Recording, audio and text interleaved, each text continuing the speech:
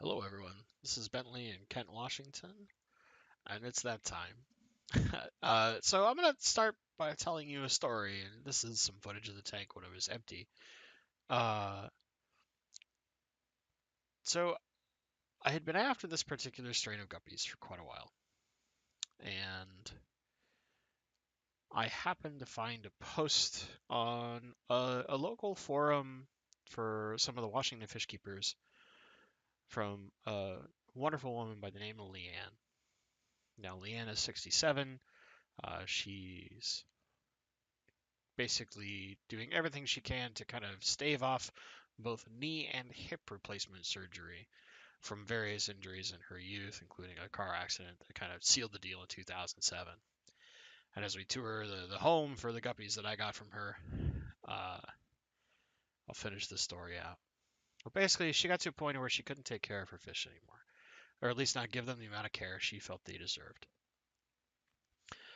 Her son, being a wonderful, wonderful individual, was doing water changes for her, but she had her favorite strain of guppies that she had gotten directly from the breeder and would rebuy a trio about every year or two from the same breeder to kind of diversify some genetics so it wasn't just the exact genetics in her pool, but still the same strain of guppies. Needless to say, she had a 20 long that they were staying in with just some floating plants, some water wisteria, and I would say easily, if you count all the babies and juveniles, 200 to 250 fish. Now, this drive is 2 hours north of my home, about an hour and a 15, hour 30 north of Seattle itself. I live in a suburb. So I drove out there. It took me nearly 2 hours to catch all the fish, very carefully go through because there were fry that were only a week old in there, and it's very hard and you got to be very delicate. Then another 2 hour drive back, and with that many fish, we'd only lost two. The whole time we lost two fish, and it looked primarily from stress. So here they are swimming. For those of you who've watched my channel for a little bit, you might have seen me introduce a guppy I call Best Boy. Uh, he is a blue Hawaiian Moscow guppy from Luke Roebuck. Now, Luke Roebuck is a world-renowned guppy breeder who had recently passed away, and his guppies are many times award winners. He was an IFGA, so that's the International Fancy Guppy Association member, judge. This guy traveled the world doing things for guppies. This is very, very interesting fellow. If you get a chance and you're really into guppies, you should look into Luke Roebuck. There's some really cool articles about him and some of his philosophies on how to breed, how to create lines. So as we sit kind of far away, you can already see some of the color in there. I got lucky in that this gal happened to have the exact same strain that Best Boy came from. So instead of having Best Boy and two girls, I now have tons of Best Boys. And you can see that fork there. We had to do some of this footage and to get them a little calmed down. We put a block of Rapashi in that we had frozen, and it loves to float way too long. So we attached it to a fork like we would zucchini for plecos and dropped it down. And they're still pecking at it, even though they've eaten everything there. They're still pecking around that fork trying to find food. So if I keep going back there, that's why. It's because there's big groups.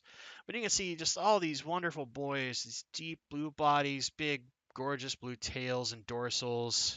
They've got kind of a mix of dark blue and light blue. And then some of them you're going to see little hints of almost into like an aqua color. You'll see some that are so dark it looks almost black. The females have that nice little bit of color in their tails. And some of them have these nice kind of sky blue dorsals, very pretty. And this is like really barely showing you just see how many fish are chilling at the top because they're all still kind of getting used to this tank. They've only been in here for about, I would say, 24 hours at this point. And there's just tons of them. And I apologize, my camera kind of wigs out a little because one of the lights I have on here pushes some really high par white light, and it kind of oversaturates the camera a little bit. So every once in a while it'll go kind of bright white or look like it's cloudy. I apologize for that. I got to figure out some ISO settings or something on my camera for it. But here you can see one of the boys, like I said, here showing off for that girl. I'm just look at that blue color.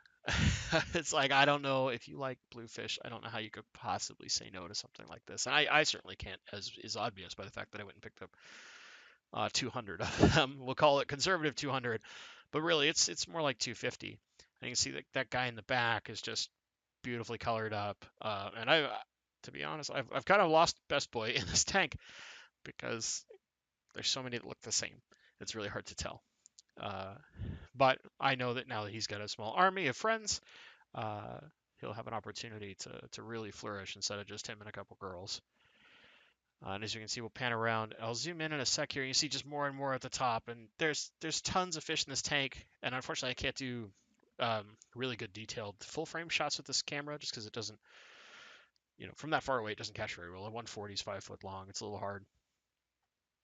But you can see this boy right here is just right away sitting here displaying, and I mean they're doing this constantly. They're shimmying, they're shaking. They're very active for all the females, as guppies do, of course. And it's been just an absolute blast to watch. They're they're so pretty, and it's so good to see them adjusting so well. And also that I had so few losses. I was really expecting to lose, you know, maybe 20 fish, just because it's a lot of stress being chased for 2 hours, and you got the ones that are in the bags for like 4 hours on a trip versus only the 2 hours for the ones that are caught at the very end, or like some of the babies where you have to be so delicate and they're so fragile to begin with.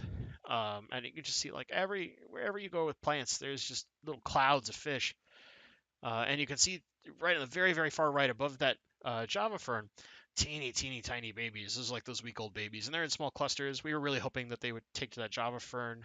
Wendelov there as a place of cover, kind of like a lot of people do with Java moss or guppy grass. But so far, these adults have been incredibly friendly. We haven't seen any of them trying to predate on the fry, which is super good. It would explain why there's such a high number of them. And you can see even in this dark corner where the light's not so good and the image gets a little grainy, there's a giant cloud of more fish and more fish and more fish and more fish. Um, and I'm absolutely in love with them.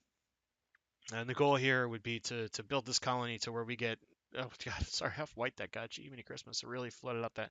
But to get, a colony of like four, five, 600 fish in this tank. And there's a lot of filtration in this tank, to be clear. There's an FX6 and there's an Eheim 2217 that are both just jammed with media and sponges.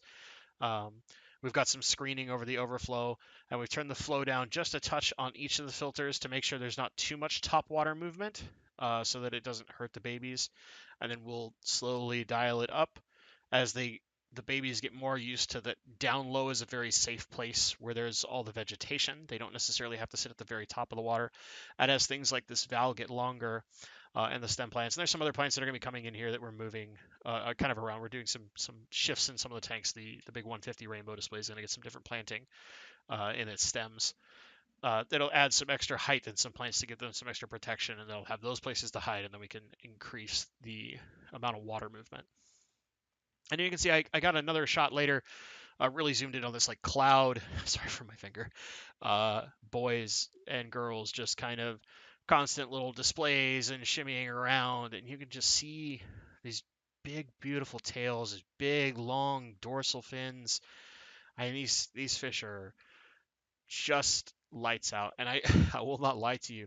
For the last like 2 weeks when I've been prepping for this and even showing video for you guys, like kind of trying to tease this and spoil it, I've been as giddy as a school kid. My roommates made fun of me a couple times because I've sat and stared at the tank with his little label that said "Home of the Guppy Palace," like bouncing on my feet like a little kid waiting to go to an ice cream shop or something, right? I was just so excited to get this many of a fish I'd been after, and that I'd had some huge losses. The first time I tried to get some from a random person that was breeding them online, uh, and I got down to the point where I only had Best Boy and a couple females because I was trying to cull for some color, and then finally it's like, well, here, why don't you just go from like 3 fish about to drop some babies and struggle with some babies to 200 of them uh, in this amazing 140 acrylic, and I just have been absolutely thrilled. I hope you guys are enjoying this. If you'd like to know some more information about these guys, kind of their line and some of the more history of this particular fish and how Mr. Roebuck bred them, let me know in the comments. I'd be happy to do a short video with a little more of the history lesson side of this fish. Uh, and again, like I personally I love the Moscow guppy because of all the color in the body. So this is what I went with. I hope you guys enjoy this. As always, be awesome, enjoy your fish, and thanks for watching.